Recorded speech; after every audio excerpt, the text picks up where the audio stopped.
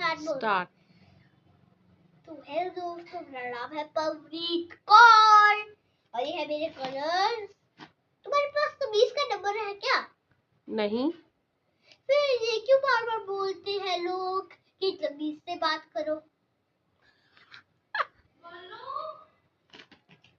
ऐसा ही होता है, वो तो सब ऐसे ही होते हैं। देखो ये मेरे, आपको अगर कलर से नहीं आते तो मैं कलर से दिखाऊंगी।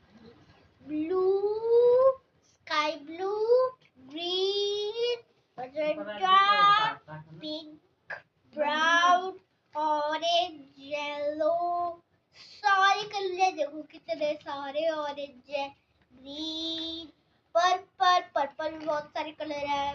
पीच, सिल्वर में बहुत सारे कलर है। ब्लैक में बहुत सारे कलर है। आप देख सकते हैं सारे कलर अलग अलग है। और ये है मेरे क्रेयॉन्स कलर, पेंसिल कलर।